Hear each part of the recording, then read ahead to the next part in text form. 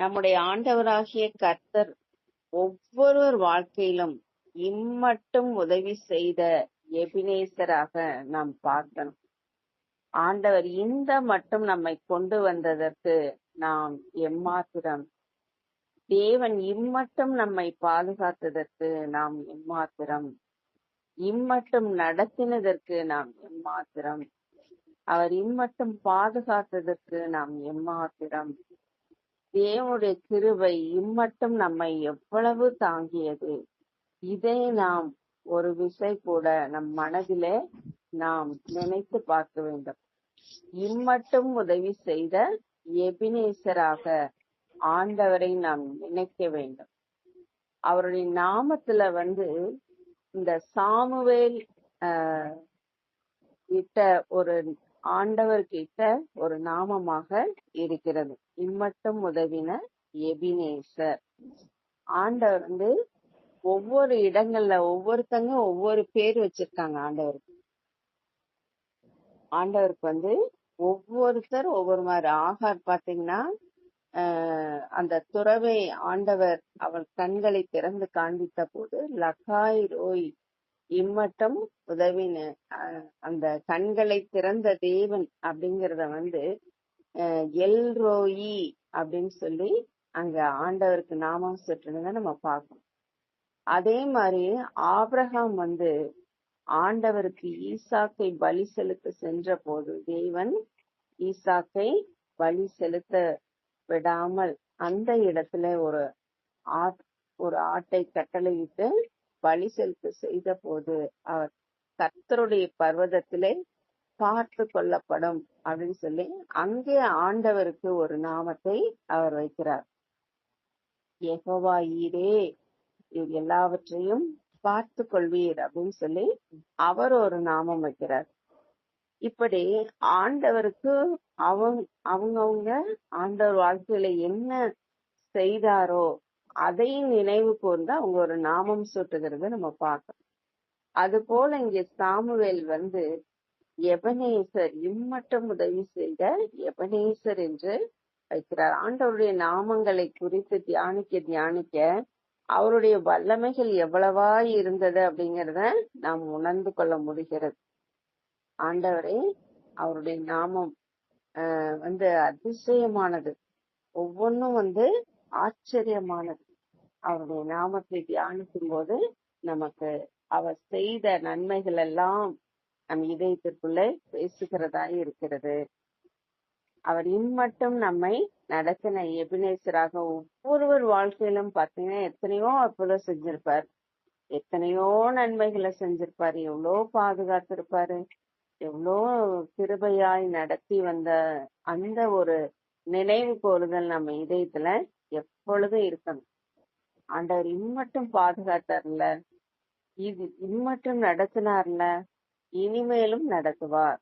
இம்மட்டும் பாதுகாத்தவர் இனிமேலும் பாதுகாப்பார். இம்மட்டும் சுமந்தவர் இனிமேலும் சுமப்பார்.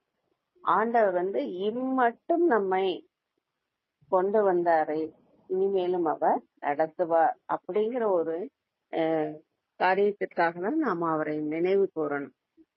எல்லா வாழ்க்கையிலும் அவர் அப்ப சாமுவேல் தீர்க்கதரிசி அந்த இடத்துல அவர் இம்மட்டும் நம்மை நடத்தினார், இம்மட்டும் உதவி செய்தார். இவ்வளோ நாள் நம்ம வாழ்க்கையில அப்படிதான் திரும்பி பார்க்கும்போது இந்த நிமிஷம் வரைக்கும் நம்மை நமக்கு உதவி செய்தவர் அவரே, நம்மை பத்திரமாய் பாதுகாத்து கொண்டவர் அவரே, நமக்கு உதவினவர் அவரே, நம் தேவைகளை சந்தித்தவர் அவரே, நமக்கு ஞானத்தை கொடுத்தவர் அவரே, வழி நடத்தினவர் அவரே. இம்மட்டும் நம்மோடு இருந்து நம்மை பாதுகாத்து நம்மை தப்புவித்து நம்மை வழி நடத்தி கொண்டு வந்ததற்காக நம்ம என்ன செய்யணும்? ஆண்டவரை நினைவு கூர்ந்து நன்றி செலுத்தணும். ஆண்டவருக்கு எத்தனையோ நன்றி பலிகளை நாம் செலுத்த தவறி இருக்கிறோம். அதனால இம்மட்டும் உதவின எபினேசர் என்ற அந்த நாமத்திற்காக நாம் ஆண்டவரை அந்த நாமத்தை சொல்லி நாம் நினைக்கும் போது அவருக்கு நன்றி பலிகளை நாம் ஏற இருக்கணும். அவர் நம் வாழ்க்கையில் செய்த எல்லா நன்மைகளையும் நாம் நினைத்து பார்த்து ஆண்டவருக்கு நன்றி பலிகளை ஏறெடுக்கணும். அப்ப நம்ம ஒரு குறிப்பிட்ட ஸ்டேஜ்ல நம்ம ஆண்டவருக்கு எல்லா நன்மைகளையும் நினைத்து பார்த்து நன்றி செலுத்த தேவன் இன்னும் அதிகமாய் நம் வாழ்க்கையில கிரியை செய்ய ஆரம்பிப்பார். அவர் இன்னும் அதிகமாய் நம்மை வழி நடத்துவார். இன்னும் அதிகமாய் நம்மை பாதுகாப்பார். அவர் நம்மை சுமப்பார். கர்த்தர் நம்மோடு கூட இருக்கிறார். அவர் நம்மை தப்புவிப்பதற்காகவே நம்மோடு கூட இருக்கிறார். நம்மை வழி நடத்துவதற்காகவே அவர் நம்மோடு கூட இருக்கிறார். அவர் சர்வ வல்லமையுள்ள தேவனாக இருந்தும் நம்மோடு கூட இருந்து அவர் நம்மை பாதுகாக்கிறவராக இருக்கிறார். அதனால நாம் இம்மட்டும் நாம் வந்ததற்கு ஒரே ஒரு காரணம் அவர் மட்டும்தான். இம்மட்டும் நம்முடைய காரியங்கள் ஜெயமா இருந்திருக்கலாம். எதுவாக இருந்தாலும் எல்லாவற்றிலும் கூட இருந்து நம்ம நடத்தின தேவன் அவர் ஒருவரே. அதை நம்ம நினைக்க, நம்ம வாழ்க்கையில் அதை திரும்பி பார்த்து ஆண்டவர் இம்மட்டும் உதவினாரேன்னு சொல்லி ஆண்டவருக்கு கண்டிப்பா நம் நன்றி பலிகளை ஏறெடுக்கும். தேவன் மிகவும் நல்லவராக இருந்திருக்கிறார் நம்ம வாழ்க்கையில அப்படிங்கறத நினைச்சு நாம் நன்றி பலிகளை ஏறெடுக்கணும். நம்ம வாழ்க்கையில அது மிகவும் முக்கியமான ஒரு காரியமாக இருக்கிறது. ஏன்னா இவ்வளோ தூரம் நடத்தி வந்தது, நம்ம எத்தனையோ பாதைகளை கடந்து வந்திருக்கிறோம். துன்பமான சூழ்நிலைகள் இருந்திருக்கும், பாடுகள் நிறைந்த சூழ்நிலைகள் இருந்திருக்கும், தேவைகள்ல இருந்திருப்போம்.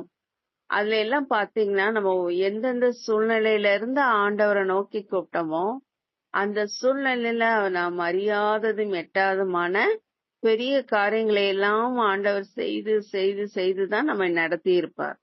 நம்ம ஒரு தேவை இருக்கும், அதுக்கு ஆண்டவரை நோக்கி கூப்பிட்டிருப்போம், அவர் அற்புதமாய் அதை சந்தித்திருப்பார். நம்ம வேற ஏதாவது சுகத்திற்காக வேண்டி இருப்போம், அவர் சுகம் கொடுத்திருப்பார்.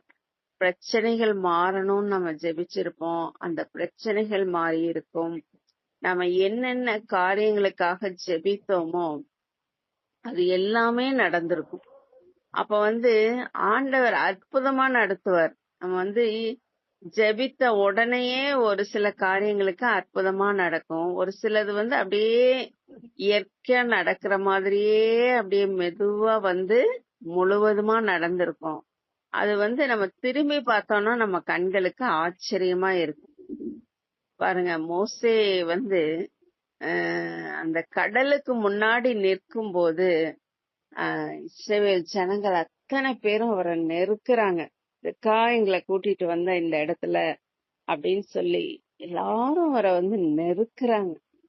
அந்த நேரத்துல அவருக்கு என்னன்னே தெரியாது. கடல் பிளக்குமான்னு தெரியாது, ஆண்டவர் நம்மளை உயிரோட நடத்துவாரான்னு தெரியாது. அந்த மாதிரி ஒரு சூழ்நிலையில அகப்பட்டிருக்கும் போது அவர் அவருடைய விசுவாசம் எப்படிப்பட்டதா இருந்திருக்கும் பாருங்க. அந்த நேரத்துல தேவன் காண்பித்த பாதை, அவர் வழி திறந்த விதம், அவர் அற்புதமாய் நடத்தின காரியம், அந்த இடத்துல அவர் அந்த கடலை கடந்து போகும்போது அவர் மனசு எப்படி இருந்திருக்கும். ஆண்டவர் அந்த பாதை முதலாவது திறக்கும் போது அவர் மனசு எப்படி இருந்திருக்கும். ஆண்டவர் இப்படி கூட அற்புதம் செய்ய முடியுமா, இப்படி கூட தேவன் நம்மை நடத்த முடியுமா, இப்படி கூட தேவன் நம்மை பாதுகாக்க முடியுமா அப்படின்னு எவ்வளவு ஒரு ஆச்சரியமா இருந்திருக்கும். நீங்க கடல்ல 2ஆ பிளந்த உடனே இது வழியா நடந்து போங்க அப்படின்னு சொன்ன உடனே அவங்க மனசு எப்படி இருந்திருக்கும் யோசிச்சு பாருங்க. அவங்களுக்கு வேற வழியே கிடையாது, வேற எங்க திரும்பினாலும் எதிரிகள் சூழ்ந்து இருக்கறனால அவங்களுக்கு இந்த ஒரு வழிதான் இருக்கு. ஆண்டவர் திறந்த அந்த கடலின் நடுவே நடந்துதான் அவங்க அக்கறைப்படணும். அப்ப ஆண்டவர் போங்கன்னு சொல்லும் போது கூட அவங்களுக்கு விசுவாசம் இல்லைன்னா அது வழியா போயிருக்க மாட்டாங்க. இந்த கடலுக்குள்ள போய் சாகிறதுக்கு இவங்க கையிலேயே செத்துறேன்னு கூட அவங்க இருந்திருக்கலாம். ஆனா அவங்க விசுவாசிச்சாங்க, ஆண்டவர் நடத்தினா அது மெய்யான பாதைதான், இவர் திறந்தா இந்த வழி நம்மை பாதுகாக்கும் வழிதான், நாம் இதுல செல்லலாம், இதுல நமக்கு பாதுகாப்பு உண்டு அப்படிங்கறத அவங்க எல்லாரும் விசுவாசிச்சு உணர்ந்தாங்க. ஆண்டவர் எவ்வளோ அற்புதங்களை செஞ்சு செஞ்சுதான் அவரை நடத்தி வந்தாங்க. அந்த நேரத்துல அவங்க செங்கடலை கடக்கும் போது தேவன் அற்புதமான ஒரு விசுவாசத்தையும் அவங்களுக்கு கொடுத்தார்.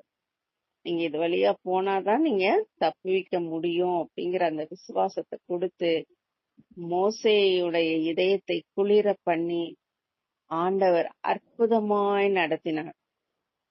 அது நடந்த போது அவருக்கு எவ்வளவு ஆச்சரியமா இருந்திருக்கும்.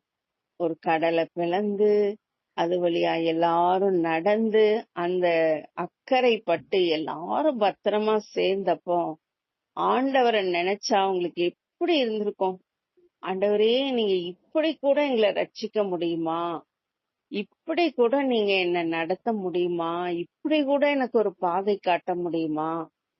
நான் அறியாத வகையில என்னை நடத்தினீரே, நீ செங்கடலை பிளந்தீரே அப்படின்னு சொல்லி அவங்களுக்கு எவ்வளோ இதயத்தின் பூரிப்பு இருந்திருக்கும், எவ்வளோ சந்தோஷம் இருந்திருக்கும். அத புகழ்ந்து பாடிட்டே தான் மோசேயின் சகோதரி மிரியாம் ஆண்டவரை புகழ்ந்து பாடிட்டே தான் அக்கறைப்படுறாங்க. ஏன்னா தேவன் செய்த அந்த மகத்துவத்தை அவங்க பார்க்கும்போது ஆச்சரியப்பட்டு தேவனை மகிமைப்படுத்தி பாடிக்கொண்டே போனதாக வேதத்துல இருக்கிறது. அப்போ அவ்வளோ அற்புதமான ஆண்டவர். வழியே இல்லாத இடத்துல வழி திறக்க அவரால் முடியும்.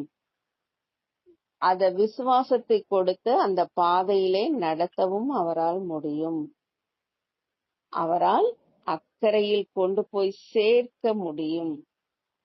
அவர் அற்புதமாய் நம்மை நடத்த முடியும். அவர் அற்புதமாய் நம்மளை பாதுகாக்க முடியும். அற்புதமாய் எதிரிகளை ஒரு சேர அழிக்கவும் முடியும். ஆண்டவர் அப்படிப்பட்ட அற்புதத்தை அந்த நாளில் செய்த போது, இன்று கண்ட எகிப்தியரை இனி என்றைக்கும் நீங்கள் காண மாட்டீர்கள். நீங்கள் சும்மா இருப்பீர்கள், கர்த்தர் உங்களுக்காக யுத்தம் பண்ணுவார் என்ற வார்த்தையின்படி அற்புதமாய் நடந்தது. அற்புதமாய் நடந்தது. கடல் முழுவதுமாக அது திரும்பி அந்த பாதையை அடைத்த போது அதற்குள் வந்த எகிப்தியரின் இராணுவங்கள் எல்லாம் ஒரு சேர அழிந்து போனது. அவங்க எதிரிகளை எல்லாம் கர்த்தரே அழித்து போட்டார். எப்படி ஒரு அற்புதமான ஆண்டவர். இதை திரும்பி பார்க்கும்போது எப்படி ஒரு காரியம் அவங்க மனதுல ஆண்டவரே, நீ இப்படியெல்லாம் கூட எங்களை பாதுகாக்க முடியுமா என்று நினைத்து அவங்க ஆண்டவரை துதித்தாங்க. இது போலதான் ஆண்டவர் நமக்கு நம் கண்களுக்கு தெரியாமையே நம்மை பாதுகாத்துக்கோ. அவர் எவ்வளோ தூதர்களை வைத்து நம்மை பாதுகாத்து கொண்டிருக்கிறார். நமக்கு கண்களுக்கு தெரியாத எத்தனையோ எதிரான காரியங்கள் நம்ம மேல வர இருக்கிறது. இந்த சத்ருவின் போராட்டங்கள் எல்லாம் பாத்தீங்கன்னா நம்ம கண்களுக்கு தெரியாது. ஆனா அது நமக்கு எதிராக போராடி கொண்டே இருக்கும். நமக்கு எதிராக அசுத்த வல்லமைகள், அந்தகார கிரியைகள் எல்லாம் நமக்கு எதிரா போராடிக்கிட்டே இருக்கும். அப்படி போராடும் போது பாத்தீங்கன்னா அதை யார் அதுல இருந்து நம்மை காப்பாற்ற முடியும், யார் அதுல இருந்து நமக்கு வெற்றி தர முடியும்னா, தேவன் அந்த அசுத்த வல்லமைகளை நமக்கு எதிராக போராடும் வல்லமையில அவர் தான் அதை எடுத்து போடுகிறார். அதுல இருந்து நம்மை பாதுகாக்கிறார். நம்ம ஆண்டவர் இடத்துல ஜெபிக்க ஜெபிக்க ஆண்டவர் என்ன செய்றார், நமக்கு எதிராக போராடும் ஆயுதங்களை வாய்க்காமல் போக பண்றார். அற்புதமான ஆண்டவர் நம்மோடு கூட இருக்கிறார். அவர் நமக்கு எதிராக போராடுற எல்லா வல்லமைகளையும், அந்தகார கிரியைகளையும், அந்தகார லோகாதிபதிகளையும் அவர் ஒரு சேர அழித்து போடுகிறார். அதனால நமக்கு என்ன நடக்குதுன்னா, அற்புதமான ஆண்டவர் நம்மை வெற்றி சிறக்க பண்ணி அற்புதமான பாதையிலே நம்மை நடத்துகிறார். அதனாலதான் நமக்கு ஜெயமுள்ள வாழ்க்கை நமக்கு எப்படி நடக்குது அப்படின்னா, அது ஆண்டவர் நமக்காக போராடி கொண்டிருக்கிறார். அவர் நமக்காக எல்லாவற்றையும் செய்து கொண்டே இருக்கிறார்.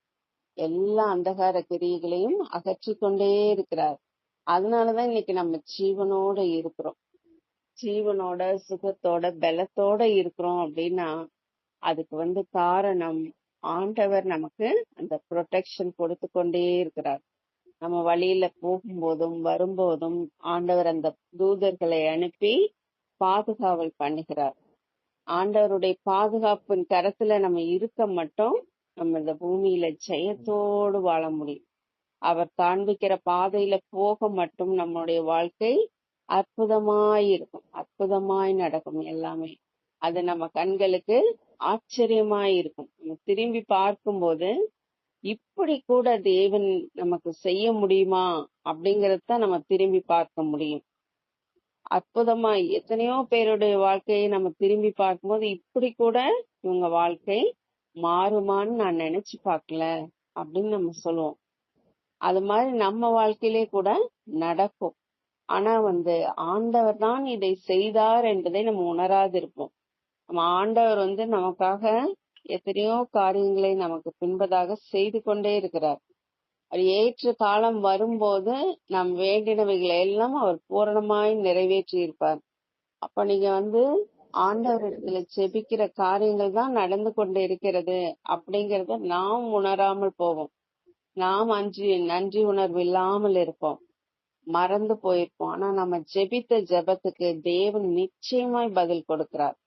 அது திரும்பி பார்க்கும்போது ஒருவேளை நீங்க எழுதி எழுதி ஜெபிக்கிறவங்களா இருந்தா டைரி போட்டு நீங்க உங்க வேண்டுதல் விண்ணப்பங்களை அதுல எழுதி வச்சு ஜெபிக்கிறவங்களா இருந்தா நீங்க கொஞ்ச நாள் கழிச்சு அந்த டைரிய மீண்டும் பின்னாடி திருப்பி பார்க்கும்போது நீங்க என்னென்ன ஜெபிச்சிருந்தீங்களோ எல்லாமே என்னென்ன முன்னாடி வேண்டுதலா இருந்ததோ அது எல்லாம் இப்போது நிறைவேறி இருக்கிறத நீங்க பாப்பீங்க. நிறைவேறி இருக்கும். இம்மட்டும் உதவி செய்த எபினேசரை நீங்க பார்க்க முடியும். அவர் இம்மட்டும் உங்களோடு கூட இருந்து உங்களை நடத்தி இருப்பார்.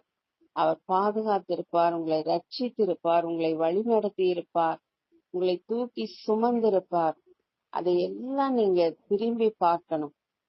நம்ம என்ன சூழ்நிலையில் இருந்தோம், எப்படி நம்மளை ஆண்டவர் இந்த இடத்துக்கு கொண்டு வந்தார், நம்ம என்ன சூழ்நிலையில முன்னாடி இருக்கும்போது ஆண்டவரை நோக்கி கூப்பிட்டோம், அவர் எப்படி நமக்கு பதில் கொடுத்தார், என்னென்ன காரியங்கள் நம்ம வாழ்க்கையில செய்தார்னு ஒரு நாள் நினைவு கூர்ந்த ஆண்டவருக்கு நாம் நன்றிகளை நிச்சயம் ஏறெடுக்கும். அது பின்னாடி திரும்பி பார்த்து ஆண்டவரை நினைவு கூர்ந்து நன்றி செலுத்துறது. ஆண்டவருக்கு நன்றி செலுத்தும் போது இம்மட்டும் உதவின எபினேசர் என்று ஆண்டவரை நாம் அந்த நாமத்திற்குரிய மகிமையை செலுத்தணும் இல்லையா?